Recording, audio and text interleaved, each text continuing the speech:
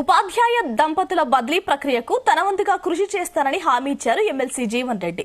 జగిత్యాల జిల్లా కేంద్రంలో ఎమ్మెల్సీ జీవన్ రెడ్డిని ఉపాధ్యాయ దంపతులు కలిసి తమ గోడును వెళ్లబోసుకున్నారు.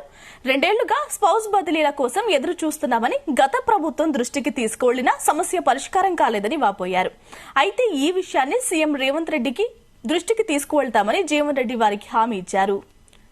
రాజ్యాంగ నిబంధనలకు అనుగుణంగా కూడా స్పౌస్ భార్య భర్తలు ఒకే ప్రాంతంలో వాళ్ళకు ఉద్యోగ అవకాశాలు కల్పించాలని చెప్పని నిబంధనలు పేర్కొంటాయి.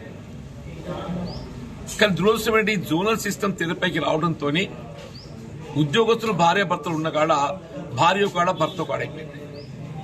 ఇది కనీసం మానవతా దృక్పథం చూసినా కానీ ఏదైతుందో భార్య భర్తలు ఒకే ప్రాంతంలో వారికి ఉద్యోగ అవకాశాలు కల్పి చేయడం అది కనీస ప్రభుత్వ ధర్మం అని చెప్పండి.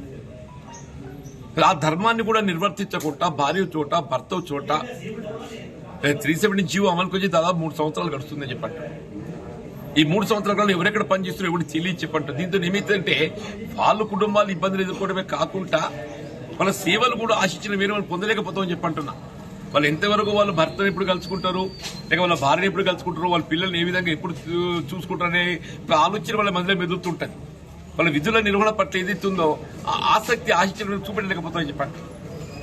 ఈ స్పౌస్ కేసెస్ ఒకే ప్రాంతంలో చేర్చాలన్న దానికి సంబంధించి మన 33-32 జిల్లాలకు సంబంధించి హైదరాబాద్ పక్కన పెట్టేస్తే 19 జిల్లాలకు కలిపేయడానికి ఉత్తర్వులు ప్రత్యేకంగా ఇచ్చింది for 19 districts. For some reason 13 జిల్లాలను పక్కన పెట్టేసాం. అదేంటో నీకు ఎవరికి అర్థం కాదు. ఈ స్పౌస్ కేసెస్ ఏదైతుందో భార్య భర్తలు ఒకే చోట విధులు నివర్తింప చేయడానికి అంతటా అందరికి అవకాశం కల్పించాలి.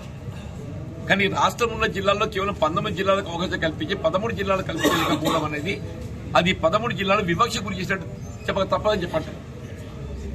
మరి ఎందుకు ప్రభుత్వం దీనిపై దృష్టి కేంద్రీకరించడం తెలియదు. కానీ 370 జీవోను సమీక్షించవలసినటువంటి అవసరం ఉంది, ఆవశ్యకత ఉంది. అంటే నా వ్యక్తిగత ఆలోచనే కాకుండా కాంగ్రెస్ పార్టీ యొక్క ఆలోచన విధానం కూడా ఏదైతున్నదో ఉమ్మడి జిల్లాలను పరిగణలోకి తీసుకొని వీళ్ళ 10 ఉమ్మడి జిల్లాలను 10 జోన్లుగా గట్ట మనం గుర్తించగలిగినట్టయితే మళ్ళీ మల్టీ జోన్ ఏదైతుందో either 5-5 multi zone 6-4 multi zone మనం రూపొందించుకునే అవకాశం ఉంటుంది. వీళ్ళ రాష్ట్రపతి ఉత్తర్వులు ఏమి పెద్ద అది వేదం కాదది. It can be modified time to time. రాష్ట్రపతి ఉత్తర్వులు కూడా తగు విధంగా మార్పులు చేసే అవకాశం ఉన్నది. రాష్ట్ర ప్రభుత్వం ఏ విధమైన నిర్ణయం తీసుకుంటే దానికి అనుగుణంగా రాష్ట్రపతి గారు కూడా ఆమోదం తెలుపుతారు. పెద్ద ఇబ్బందికరమైన అంశం కాదు. ఇవాళ రాజ్యాంగ నిబంధనలకు అనుగుణంగా కూడా స్పౌస్ భార్య భర్తలు ఒకే ప్రాంతంలో వాళ్ళకు ఉద్యోగ అవకాశాలు కల్పించాలని చెప్పని నిబంధనలు పేర్కొంటాయి. కానీ దురదృష్టమైన జోనల్ సిస్టమ్ తెరపైకి రావడంతో